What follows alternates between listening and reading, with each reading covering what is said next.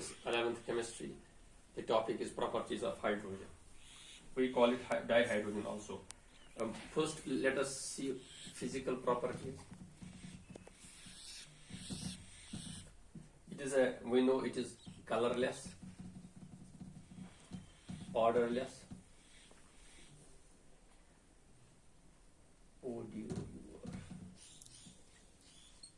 and tasteless gas.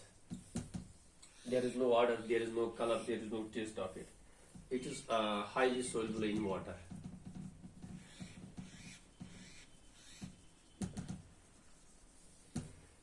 Then it is highly combustible. Highly combustible.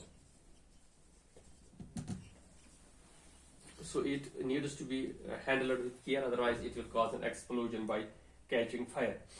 It is lightest of all substances. No, lightest of all substances. It is at NTP 1 liter of hydrogen weighs 0.0899 grams. So this is the weight of 1 liter of hydrogen. It is density is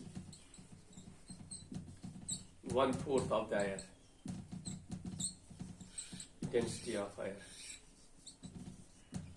So air is 4 times heavier than denser than hydrogen. Okay. Then we have chemical properties. Then let us see chemical properties.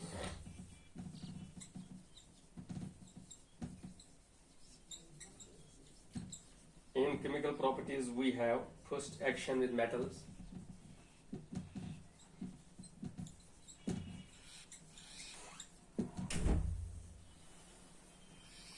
It reacts with metals like sodium. We have potassium, calcium to give hydrides. We get hydrides, which are ionic. These are ionic compounds. Where this is the hydrogen is the anion and this is cation. Metal is cation. For example, we have like this: Na plus H2 gives, upon heating, it gives sodium hydride, NaH. Okay, this is sodium hydride. Similarly, with calcium, it gives calcium hydride, CaH2. This is calcium hydride. So it forms hydrides with these metals, and which are ionic, salt like we call. With d block elements or transition elements.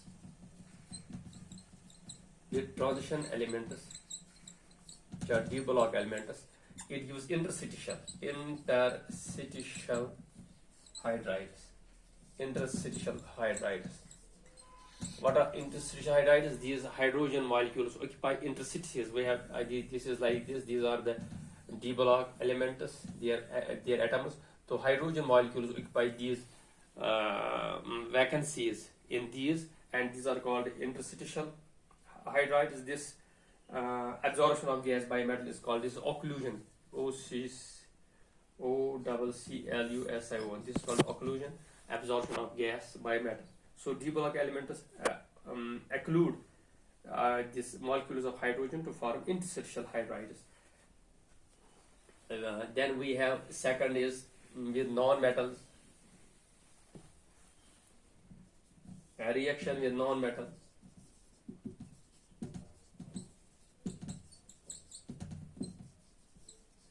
It reacts differently with different metals. For example, with oxygen,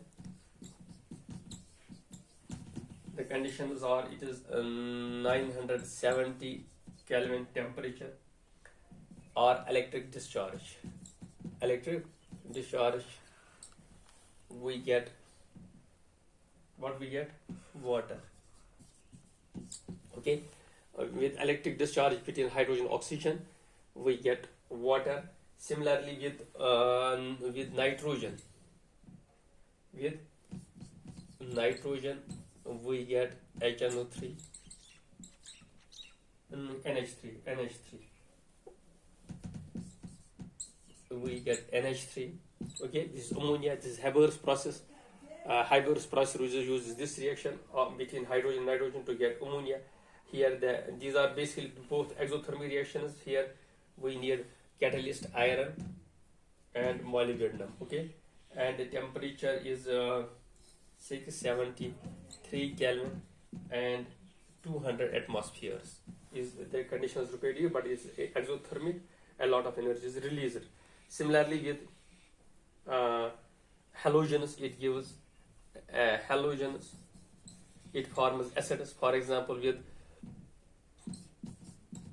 fluorine, it gives fluoric acid, HF hydrogen fluoride. Similarly, with chlorine, it gives HCl hydrochloric acid. Similarly, with iodine and bromine. Okay. Then we have reactions with metal oxides. It's a strong reducing agent.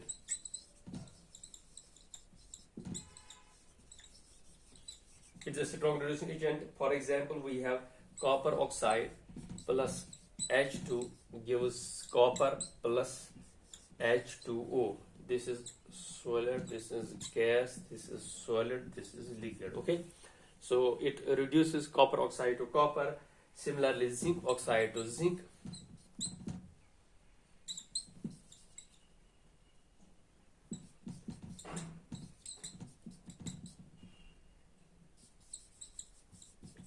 So this is the it reduces metal oxides to metals. Then we have with the reaction with carbon monoxide, reaction with carbon monoxide. With carbon monoxide at 700 Kelvin and 200, well, let us write it. This is like reaction is like this.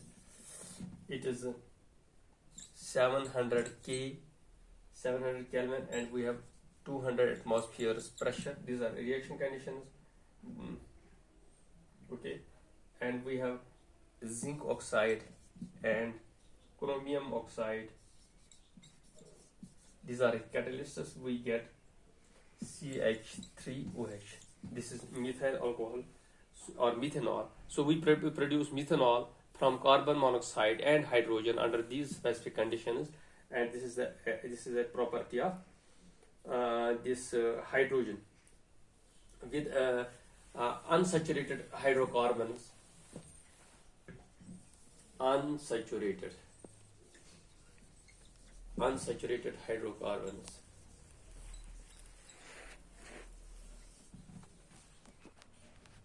They are they are changed to saturated hydrocarbon. For example, we have this CH2 double bond CH2. What is this? Ethylene. Ethene and or ethylene. Then we add hydrogen to it. Under specific conditions, we need nickel or platinum or palladium. At 473 Kelvin, we get ether. We get ether. This is ether. Okay. Similarly, we from ethylene. Ethylene is this compound. Here we have multiple bonds. We will need 2 hydrogen. We will get again ether. Okay. So these are the reactions of these with unsaturated hydrocarbons are reduced to saturated hydrocarbons. Okay. This also is used for hydrogenation of oils. Vegetable oils are changed into ghee by hydrogenation. Okay. Thank you.